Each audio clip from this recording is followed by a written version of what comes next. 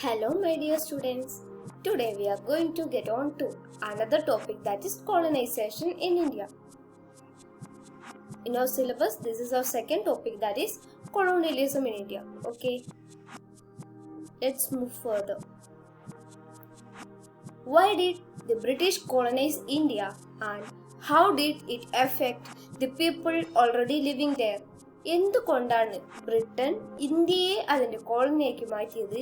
അതുപോലെ തന്നെ അത്രയും കാലം ഇന്ത്യയിൽ എക്സിസ്റ്റഡ് ആയിട്ടുണ്ടായിരുന്ന പീപ്പിൾസിന്റെ ജീവിതത്തെ അത് എങ്ങനെ ബാധിച്ചു? What is India like prior to the arrival of the Europeans? Why were the British interested in India? The British became interested in India for two important reasons. First one, raw materials. Second one, consumers. 300 million population. ആ സമയത്ത് ഇന്ത്യയിലെ population എന്ന് പറയുന്നത് ഏകദേശം 300 million ആൾക്കാരായിരുന്നു. അതുപോലെ തന്നെ മറ്റൊരു കാരണം പറഞ്ഞത് എന്താ? Yes, that is raw materials. അതായത് ബ്രിട്ടീഷുകാർക്ക് അവരുടെ ബിസിനസ് മൈൻഡ് ഓഫ് വ്യൂ വെച്ച് നോക്കുന്ന സമയത്ത് അവരുടെ പ്രൊഡക്ഷൻ നടക്കാൻ വേണ്ടിയിട്ടുള്ള പ്രധാനമായിട്ടുള്ള റോ മെറ്റീരിയൽസ് എവിടെ ലഭ്യമാണ്? ഇന്ത്യയിൽ ലഭ്യമാണ്. അവര് പ്രൊഡ്യൂസ് ചെയ്തിട്ടുള്ള ഗുഡ്സ് വിൽക്കുന്നതിന് വേണ്ടിയിട്ട് എന്ത് വേണം? അത് വാങ്ങാനുള്ള ആൾക്കാർ വേണം, ഉപഭോക്താക്കൾ വേണം, അല്ലേ? അങ്ങനെയുള്ള ഉപഭോക്താക്കളും ഇന്ത്യയിൽ കൂടുതലാണ്. ഇന്ത്യയുടെ പോപ്പുലേഷൻ കൂടുതലാണ്. അതുകൊണ്ട് തന്നെ ഈ രണ്ട് റീസൺസ് ആണ് ബ്രിട്ടനെ ഇന്ത്യയിലേക്ക് കൂടുതൽ അടുപ്പിച്ചത്. First one, raw materials, and second one, the consumers. Originally, India was operated by a corporation, the East India Company, later taken over by the British government. 1600 English east India company ഇന്ത്യയിൽ സ്ഥാപിതമാകുന്നത്. ഈ ബ്രിട്ടീഷുകാർ വരുന്നതിന് മുമ്പ് ഒരുപാട് foreign powers ഇന്ത്യയിലേക്ക് വന്നിട്ടുണ്ട്, അല്ലേ? നിങ്ങൾ കേട്ടിട്ടുണ്ടോ? ആദ്യമായിട്ട് ആരാ വന്നത്? പോർച്ചുഗീസുകാർ വന്നിട്ടുണ്ടോ? ആദ്യമായിട്ട് വന്ന വിദേശിയുടെ ഒരു പേരറിയായിരിക്കും. 1498 കോഴിക്കോട് കാപ്പാട് ബീച്ചില് ആരാ? Yes, Vasco da Gama. Then പോർച്ചുഗീസുകാർ വന്നിട്ടുണ്ട്, ഡച്ചുകാർ വന്നിട്ടുണ്ട്, ബ്രിട്ടീഷുകാർ വന്നിട്ടുണ്ട്, ഫ്രഞ്ചുകാർ വന്നിട്ടുണ്ട്. അങ്ങനെ ഒരുപാട് വിദേശ ശക്തികള് ഇന്ത്യ ലക്ഷ്യമാക്കി വന്നിട്ടുണ്ട്. അതില് ബാക്കി എല്ലാവരും ഇന്ത്യയുടെ വിപണന സാധ്യത അല്ലെങ്കിൽ അവരുടെ ഒരു മാർക്കറ്റ് എന്നുള്ള നിലയിൽ കണ്ട സമയത്ത് നേരെ മറിച്ച് ഇന്ത്യയിൽ ഭരണം അല്ലെങ്കിൽ ഇന്ത്യയുടെ അഡ്മിനിസ്ട്രേഷൻ പോലും ഇന്ത്യയുടെ കൺട്രോൾ പോലും സ്വന്തം നിലയിൽ സ്വന്തം കയ്യിലേക്ക് കൊണ്ടുവരാൻ ശ്രമിച്ച ഒരു കൂട്ടം വിദേശ ശക്തികളാണ് ബ്രിട്ടീഷുകാർ. ദെൻ നമ്മൾ പറഞ്ഞു 1600 ഈസ്റ്റ് ഇന്ത്യ കമ്പനിയാണ് ഇന്ത്യയിൽ സ്ഥാപിതമായത്. Then English east India company. Then അത് 1857 ഒരു കലാപമൊക്കെ നടന്നിട്ടുണ്ട്, അല്ലേ? 1857 ശിപ്പായി മ്യൂട്ടണിക്ക് ശേഷം ഇത് ബ്രിട്ടീഷ് ഗവൺമെന്റ് ഈ കൺട്രോള് ഏറ്റെടുത്തു. How did the people of India react to the colonization? ഇന്ത്യയിലെ പീപ്പിൾസ് ഈ കോളനൈസേഷനോട് എങ്ങനെയാണ് റിയാക്ട് ചെയ്തത്? Indians benefited from colonial rule. ഇന്ത്യൻസിന് ഒരുപാട് ബെനിഫിറ്റ് ഉണ്ടായിട്ടുണ്ട്. അപ്പൊ നമ്മൾ പോസിറ്റീവ് ആൻഡ് നെഗറ്റീവ് രണ്ട് ഇമ്പാക്ട് നമ്മൾ നോക്കുന്നുണ്ട്. First one, modern goods. ഒരുപാട് പുതിയ പുതിയ സാധനങ്ങൾ ഇന്ത്യയിൽ അത്രയും കാലം വിപണിയിൽ ഇല്ലാത്ത ഒരുപാട് സാധനങ്ങൾ, ഇവർക്ക് അപരിചിതമായിട്ടുള്ള കുറെ കാര്യങ്ങൾ. ദെൻ മോഡേൺ ട്രാൻസ്പോർട്ടേഷൻ, റെയിൽവേ കൊണ്ടുവന്നു, അല്ലേ? പാലങ്ങൾ കൊണ്ടുവന്നു. അതായിട്ട് റെയിൽവേയും പാലങ്ങളൊക്കെ നമ്മൾ ഇന്ത്യക്കാർ കാണുന്നത് എവിടുന്ന? അതെ, ബ്രിട്ടന്റെ നിർമ്മിതികളാണ് ഇവയൊക്കെ. Education increases. എഡ്യൂക്കേഷൻ എന്ന് പറയുമ്പോഴും ഇന്ത്യയിലെ അത്രയും കാലം എഡ്യൂക്കേഷന് അത്രത്തോളം പ്രാധാന്യം ഉണ്ടായിരുന്നില്ല. അല്ലെങ്കിൽ ചില കാസ്റ്റിൻ്റെയോ റിലീജിയൻ്റെയോ ബേസിൽ കുറെ ആള് എഡ്യൂക്കേഷൻ നിന്ന് റെസ്ട്രിക്ട് ചെയ്യപ്പെട്ടിട്ടുണ്ടായിരുന്നു. ആ സമയത്താണ് ബ്രിട്ടീഷുകാരുടെ വരവ്. അവരുടെ പ്രധാന ഉദ്ദേശങ്ങളിലൊന്ന് അവരുടെ റിലീജിയൻ വളർത്തുക എന്നുള്ളതാണ്. നമ്മൾ കോളനൈസേഷൻ പറയുമ്പോൾ പറഞ്ഞിട്ടുണ്ട്. then ഈ ഒരു എഡ്യൂക്കേഷനിലൂടെ അവരുടെ റിലീജിയൻ കുറച്ചും കൂടി ജനങ്ങളിൽ എത്തിക്കുക അല്ലെങ്കിൽ വളർന്നു വരുന്ന തലമുറകളിൽ എത്തിക്കുക എന്നൊരു ലക്ഷ്യം ഉണ്ടായത് കൊണ്ട് തന്നെ ഒരുപാട് എഡ്യൂക്കേഷൻ ഇൻസ്റ്റിറ്റ്യൂഷൻസ് കൊണ്ടുവന്നു, മോഡേൺ ഗുഡ്സ് കൊണ്ടുവന്നു, മോഡേൺ ട്രാൻസ്പോർട്ടേഷൻ കൊണ്ടുവന്നു. മോഡേൺ ട്രാൻസ്പോർട്ടേഷനും ഇന്ത്യക്കാർക്ക് ബെനിഫിറ്റിന് വേണ്ടിയിട്ടല്ല അവരുണ്ടാക്കിയിട്ടുള്ളത്. അതിൻ്റെ അവരുടെ ഒരു ഐഡിയ അല്ലെങ്കിൽ അവരുടെ ഒരു ചിന്താഗതി നമ്മൾ എടുത്തു നോക്കുന്ന സമയത്ത് ഈ ട്രാൻസ്പോർട്ടേഷൻ എന്ന് പറയുന്നത് അസംസ്കൃത വസ്തുക്കള് അവരുടെ നാട്ടിലേക്ക് കൊണ്ടുപോകാൻ വേണ്ടിയിട്ടാണ്. ഇന്ത്യയുടെ ന്യൂക്കാൻ കോർണറിലുള്ള അസംസ്കൃത വസ്തുക്കൾ കളക്ട് ചെയ്യുന്നതിന് വേണ്ടിയിട്ടാണ് railway ആരംഭിച്ചിട്ടുള്ളത്. Then health care increases and also the protection. On the negative side, the British controlled the government or economy. Indians were seen as half citizens, both negative and positive. Now, Indian groups tried to force out the British. The Sepoy Rebellion, it was took place in the year 1857. Sepoy means an Indian soldier in the British Army offended by British military practices. Indian soldiers revolted. And what is the cause? Seals on gun cartridges. അപ്പോൾ ഈ യുദ്ധത്തിന് വേണ്ടിയിട്ടുള്ള ഉപയോഗിക്കുന്ന തിര അത് പിന്നെ seal ചെയ്യുന്നത് എന്തുകൊണ്ടാണ്? പന്നിയുടെയോ പശുവിൻ്റെ ഒക്കെ നെയ്യ് ഉപയോഗിച്ചിട്ടാണെന്ന് ഇവർക്ക് മനസ്സിലായി. അപ്പൊ അത് കടിച്ചു വലിച്ചിട്ട് വേണം ഇവര് ഗണ്ണ് യൂസ് ചെയ്യുന്നതിന് വേണ്ടിയിട്ട്. സോ അത് പറ്റൂല എന്ന് പറഞ്ഞിട്ടാണ് ഇവര് ഈ ഒരു ഷിപ്പോയ് മ്യൂട്ടിനി സ്റ്റാർട്ട് ചെയ്യുന്നത്. The rebellion was eventually put down and divisions between Hindus and Muslims took place. Indian groups tried to force out the British.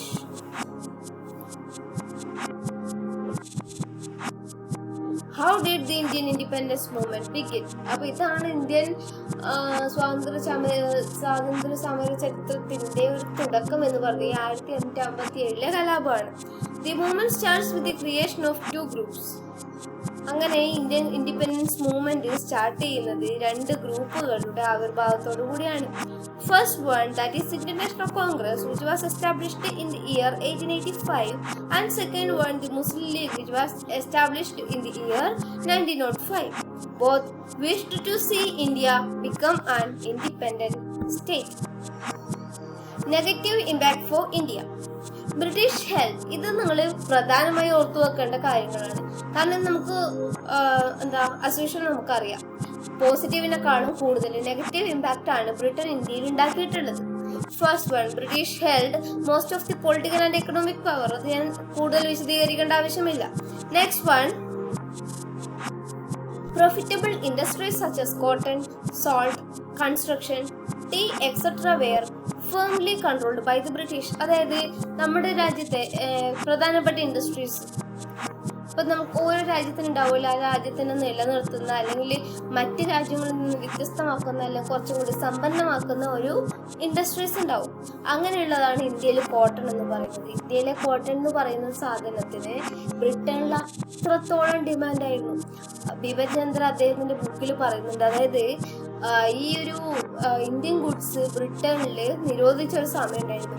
ആ സമയത്ത് ഒരു കോട്ടൺ, അതായത് ഇന്ത്യൻ മെയ്ഡ് കോട്ടൺ, അതുകൊണ്ട് ഇന്ത്യൻ കോട്ടൺ കൊണ്ടുണ്ടാക്കിയിട്ടുള്ള ഒരു ടവൽ യൂസ് ചെയ്താൽ പോലും അവിടെ ഫൈൻ കൊടുക്കേണ്ട അവസ്ഥയായിരുന്നു. ഒരു സ്ത്രീ അങ്ങനെ ടവൽ യൂസ് ചെയ്തിട്ടുണ്ടായിരുന്നു, അവര് ഫൈൻ കൊടുക്കേണ്ട അവസ്ഥ ഉണ്ടായിട്ടുണ്ട്. അങ്ങനൊരു സാഹചര്യത്തിലേക്ക് മാറിയിട്ടുണ്ട്. Then salt, construction, tea were firmly controlled by the British. Conversion to cash crops reduced food production, causing famines in the late 1800s. Conversion to cash crops, അതായത് ഫുഡ് ക്രോപ്സ് ഉണ്ട്, ക്യാഷ് ക്രോപ്സ് ഉണ്ട്. Food crops എന്ന് പറഞ്ഞാൽ എന്താ? ഭക്ഷ്യയോഗ്യമായ വസ്തുക്കൾ, അതുപോലെ അത് കൃഷി ചെയ്യുന്നതിന്. ക്യാഷ് ക്രോപ്സ് പറഞ്ഞാൽ നാണ്യവിളകൾ.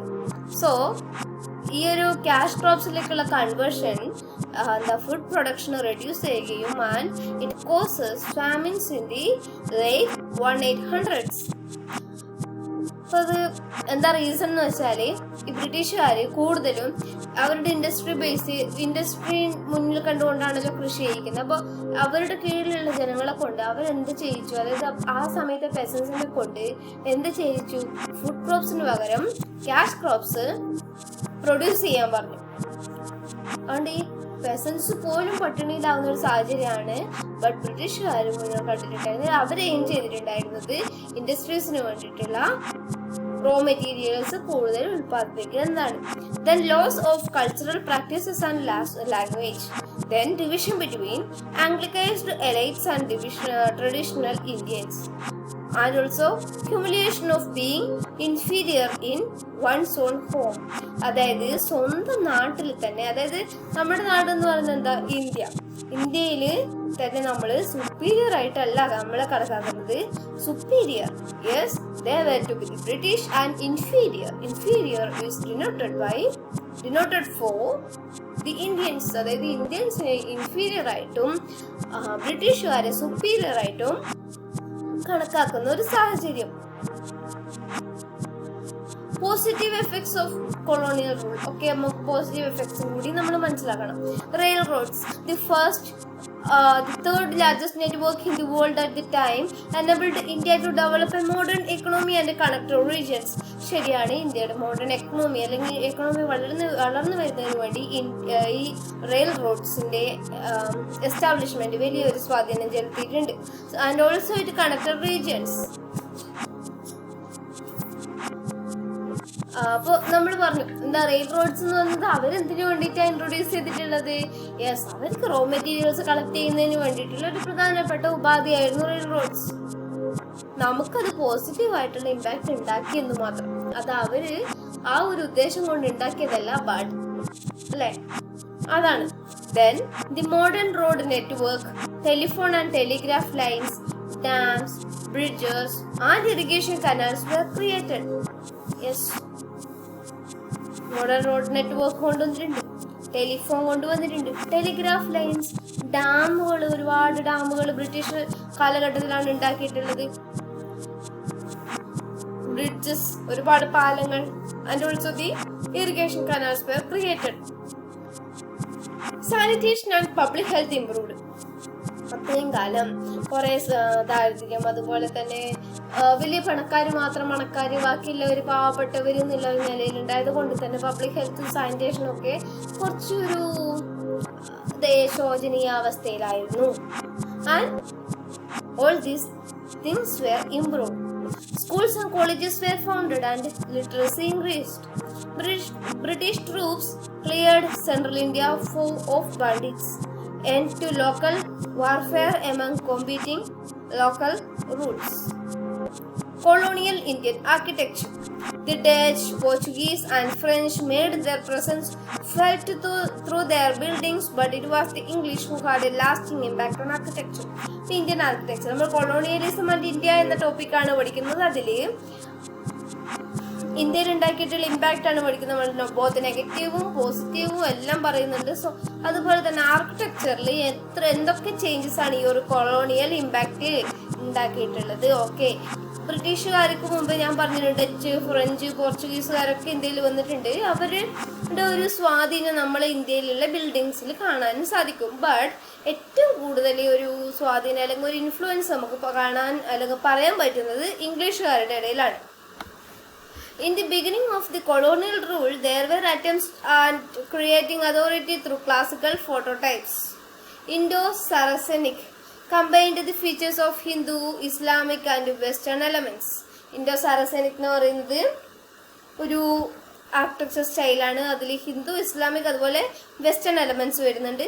Exhibited itself through institutional, civic and utilitarian buildings such as post offices, railway stations, rest houses and government buildings. Also took inspiration from existing architecture in India. Known for the Anglo-Indian church builders to follow the models set by the revivers.